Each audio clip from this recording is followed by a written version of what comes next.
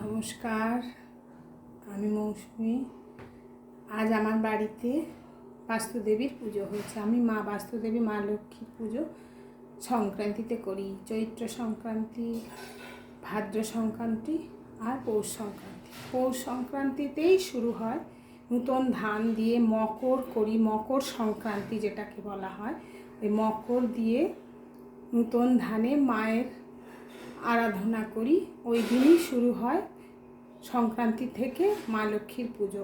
এই 3 সংক্রান্তিতে আমাদের বাড়ির রেওয়াজ আছে মা লক্ষ্মীর আরাধনা করা। এই ধানের উপরে এইভাবে এই শঙ্খ অনেক অনেক পুরনো, কবেকার জিনিস আমরা তাও জানি না।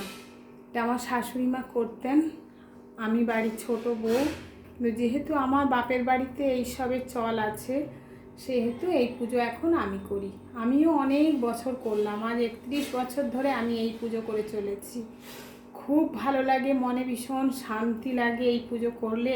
আর এই পুজোর দিনে আমাদের একটাই এমনিতে পুজোতে কোনো রকম ঝামেলা নেই, যা মাকে একটু ফল দিয়ে পুজো দিলেই হবে। আমি চিড়ের ভোগ দিই, চিড়ের ভোগ আর ফল, যে কোনো এমনি 5 রকমের ফল মিষ্টি দিয়ে পুজো দিই। আর আতপ চাল, আমরা আজকে এই হব্বিষ্যি খাবো। আতপ চালের ভাত, আলু সেদ্ধ, মুগ ডাল সেদ্ধ আর কাঁচকলা সেদ্ধ।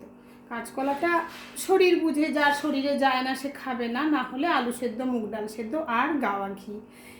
আমার তো মনে হয় এটা অমৃত খাচ্ছি আমরা। এত ভালো লাগে খেতে, এত ভালো লাগে বলে বোঝাতে পারবো না। অমৃত ভোগ, আপনি যে কোনো ধরনের তেল মশলা দিয়ে মাছ, মাংস, ডিম, নানা রকমের নিরামিষি যে ধরনের রান্না করুন না কেন, সবাইকে ফেল মেরে দেবে এই অমৃত ভোগ। খুব অপূর্ব লাগে। জানি না মায়ের মাহাত্ম্য আছে বলেই হয়তো এত ভালো লাগে। অন্য দিন খেলে তো এত ভালো মনে হয় না। এই দিনে খেলে যা ভালো লাগে মনে হয়, সেটা অন্য দিনে পাই না। তাই আজকে আমি আপনাদেরকে সবাইকে দেখাচ্ছি। এই লক্ষ্মী পুজো সব বাড়িতে হয় না, বিশেষ বিশেষ যারা আগে পুরনোপন্থী সেই মত মেনে চলেন তাদের বাড়িতেই এইসব হয়। আর আমার এখানে তো কারো বাড়িতেই হয় না। আমি নিয়ে এসেছি বলে দেশের বাড়ি থেকে, তাই ওরাও দেখে সবাই আশ্চর্য হয়ে যায়। এই রকম নূতন ধরনের ধানের ওপরে মা লক্ষ্মী বসে পুজো, এটা অনেকেই দেখেননি, তাই আমি আজকে এটা তুলে ধরছি। আর আমার তো ভীষণ ভালো লাগছে, পুজো করলেও ভালো লাগে। পুজোর দিনে আমাদের সবাই, অন্যান্যরা ছড়িয়ে ছিটিয়ে যে যেখানে আছেন, তারা আশা করি সবাই আজকের দিনে যেন নিরামিষি এই আতপ চালের ভাত আর ডাল সেদ্ধ, আলু সেদ্ধ খেলে খুব ভালো লাগবে। অমৃত ভোগ, সেটা তোমরা সবাই খেয়েছো ছোটোবেলায়, তোমরাও জানো এটা খেতে কত ভালো লাগে।